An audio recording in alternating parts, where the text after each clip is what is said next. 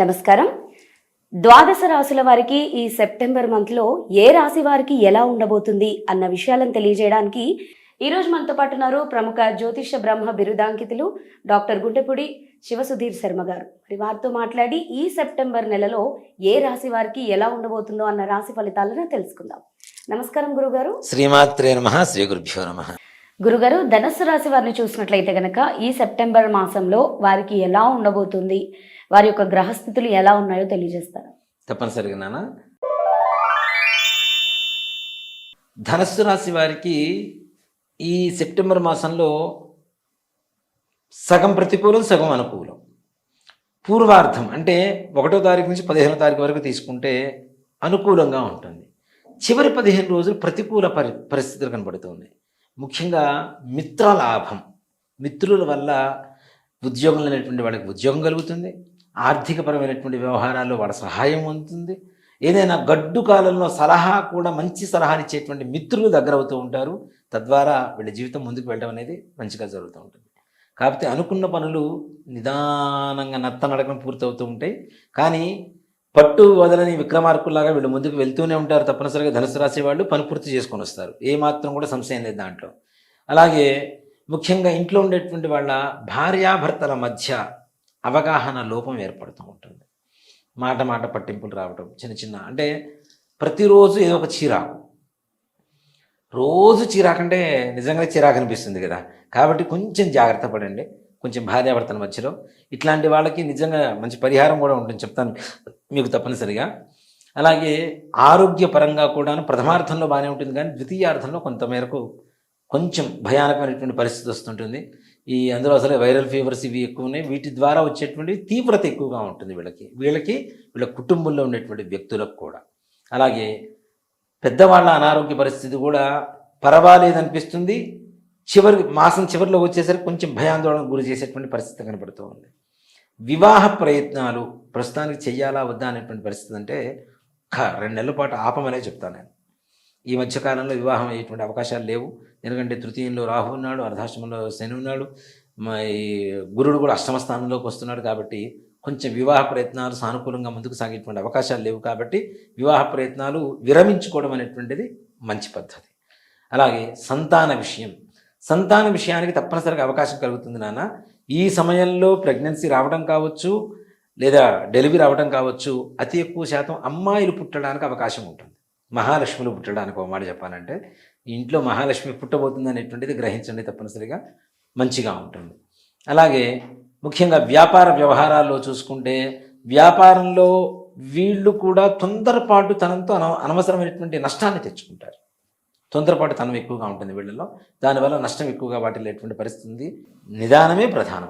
ఇది అసలు మొట్టమొదటిగా చెప్పినటువంటి వాక్కు. దీన్ని అనుసరించి నిదానంగా ముందుకు వెళ్తుంటే బాగానే ఉంటుంది. రైతుల విషయానికి వచ్చేసరికి వీళ్ళకి పెద్దగా ఆశించినంత స్థాయిలో లాభాలు లేకపోయినా పర్వాలేదు, మరి నష్టమైతే వచ్చేటువంటి పరిస్థితులు అయితే కనబట్టలేదు. ఇంకా రాజకీయ నాయకుల పరిస్థితికి వస్తే వీళ్ళకి ఉన్న స్థాయి ఉంటుందా ఊడుతుందా ఈ అనుమాన స్థితిలోనే కలుగుతూ ఉంటుంది. దేనికంటే పెద్దవాళ్ళు ఫోన్ చేస్తే వీళ్ళు ఎత్తలేని భయంకరమైనటువంటి ఒక స్థితిలో వీళ్ళు ఇరుక్కుపోయి ఉంటారు. అంటే వాళ్ళ ఏదైనా మాట అనడము, వాళ్ళకి సంబంధించినటువంటి ఏదైనా చెడు వీళ్ళ ద్వారా జరిగి ఉండడము, తద్వారా పెద్దవాళ్ళని ఫేస్ చేయాలంటే కష్టం వేస్తుంది కదా. అలాంటి పరిస్థితులు ఎదుర్కొనే పరిస్థితులు మాత్రం రాజకీయ నాయకులు కనపడుతూ ఉంది. కాబట్టి తగిన జాగ్రత్త, అతిగా మాట్లాడకుండా, అతిగా చొరవ చూపించకుండా మీ పని మీరు చేసుకుంటూ నిదానంగా ముందుకు వెళ్ళడం అనేది సూచించదగినటువంటి విషయం. ప్రభుత్వపరమైనటువంటి ఉద్యోగస్తుల విషయానికి వస్తే వీళ్ళకు కూడా పర్వాలేదు నాన్న. మరీ కష్టకాలం అయితే కాదు. వీళ్ళు అనుకున్నది అంటే దాదాపు వీళ్ళని సస్పెండ్ చేస్తుంటారు కదా.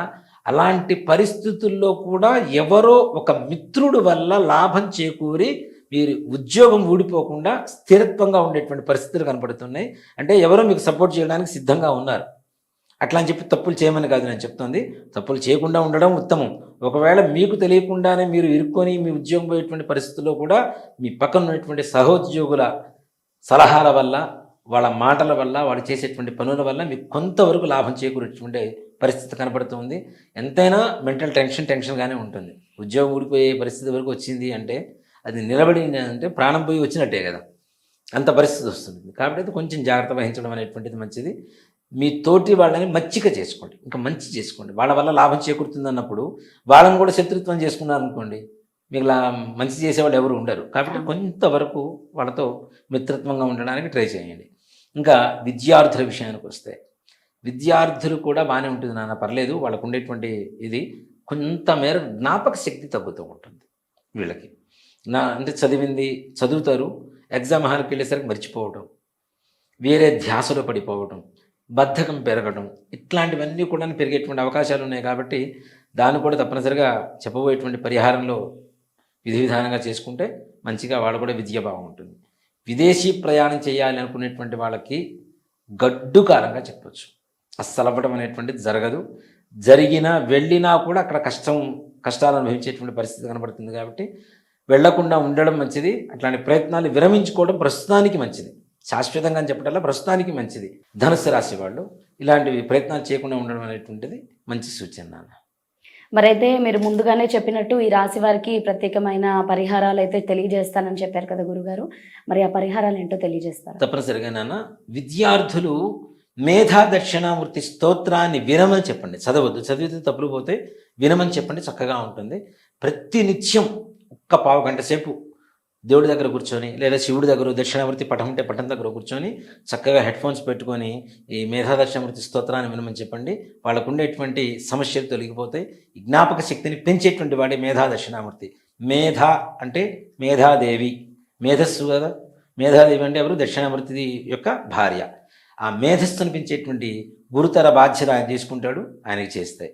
అలాగే కుటుంబంలో ఉండేటువంటి కలహాలని చెప్తున్నాం కదా, వీళ్ళకి ముఖ్యంగా నాన్న, ఎవరైతే ఇంట్లో గొడవలు ఉన్నాయో శుక్రవారం రోజున భార్యకి మల్లెపూలు తీసుకెళ్ళి, లేదు తెల్లటి పూలు, జాజి పూలు కావచ్చు, విరజాజులు కావచ్చు, మల్లెపూలు కావచ్చు, ఏమైనా సరే తీసుకెళ్ళి తలలో పెట్టుకోవడానికి ఇచ్చిన వాళ్ళకి కుటుంబంలో ఉండేటువంటి సమస్యలు తీరిపోతాయి. అలాగే గురుగారు, మరి ధనుస్సు రాశి వారి యొక్క రాశి ఫలితాలను తెలియజేసినందుకు ధన్యవాదాలు. శ్రీమాత్రే నమః. శ్రీ గురుభ్యో నమః.